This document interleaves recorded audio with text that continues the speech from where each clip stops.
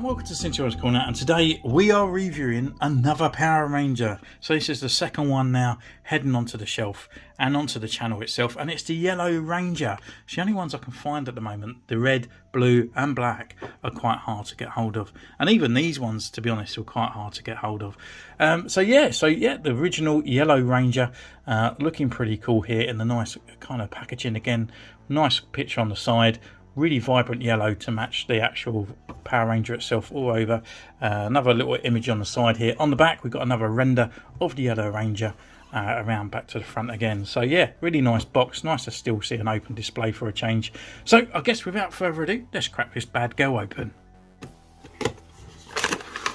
So here she is, out of her packaging, and I must admit actually, before going into the figure, I do really like these boxes. Whether they're going to get rid of this clear plastic here, I really miss square based boxes, like the original Black Series boxes. Now we haven't got those awkward edges and stuff. When you actually open it up, it actually feels nice. You're opening up like a nice presentation box rather than something that's trying to be all arty and farty. I really like the box. Anyway, I digress, and we are going to look at the figure, and yeah, here she is in her blister pack. See all the same accessories out here, but we actually got these new splash kind of effects here, which are pretty cool. So I guess without further ado, let's get her out and have our first impressions of the Yellow Ranger. And yeah, looking not too bad. I mean, it's just the Yellow Ranger there, but the main part is the actual articulation and all that. So we go away, take our pictures, and we see you now.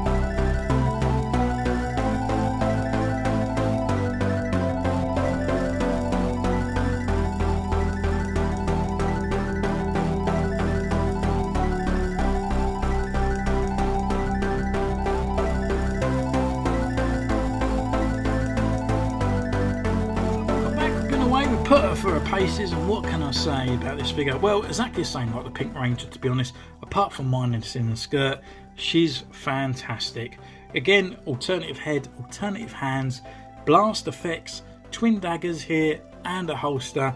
She comes packed full of stuff, which is great.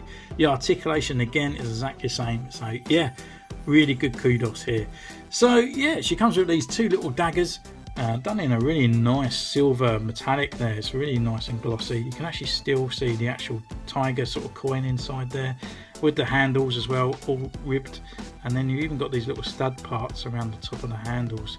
She ain't got nowhere to store it, unfortunately, but these normally just come out of thin air.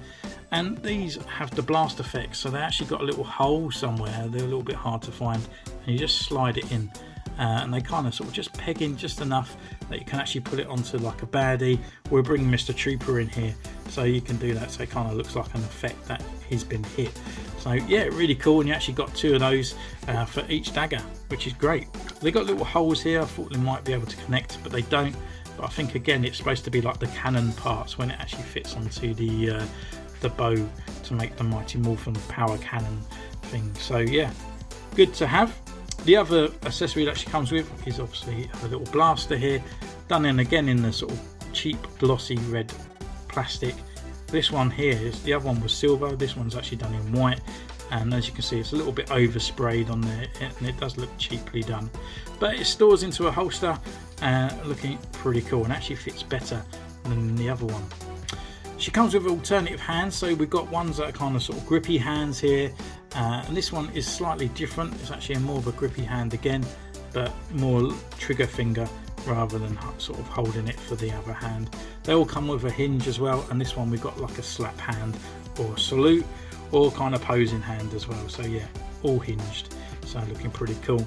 We can actually take off a head on this one, and we can actually show the actual Power Ranger, and I think is it Trini? I think her real name is. So just popping that on there. Doesn't really give you much articulation on there because of the hair sculpt with that nice black long hair down here. It kind of looks like the actress, maybe a little bit too wide in the cheeks there, but you can see that it's supposed to be her.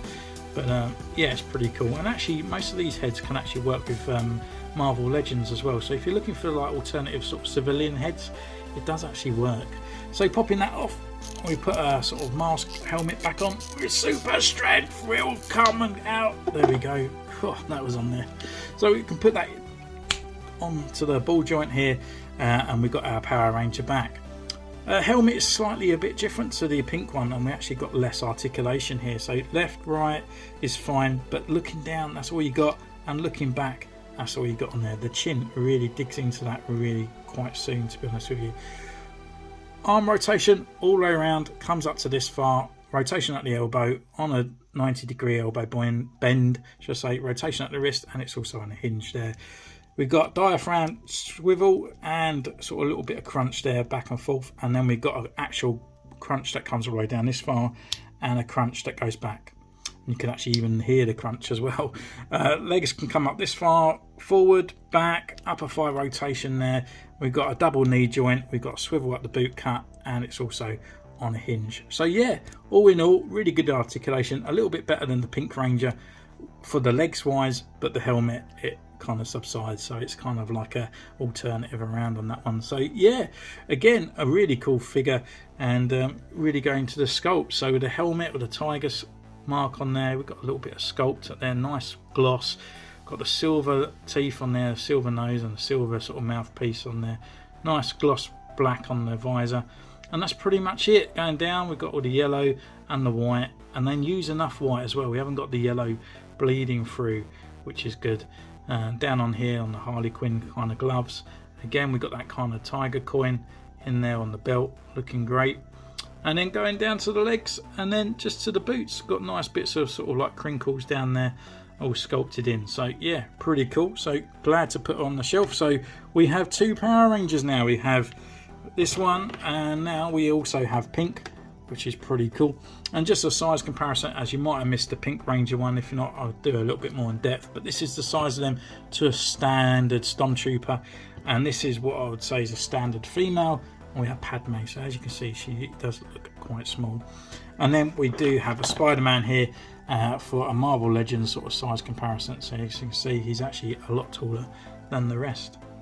So thank you so much for joining me in this one. Don't forget to subscribe, ding that bell, follow me on Instagram, it's in the description down below, and I'll see you next time for more reviews or diorama pieces and whatever else we got coming down the line.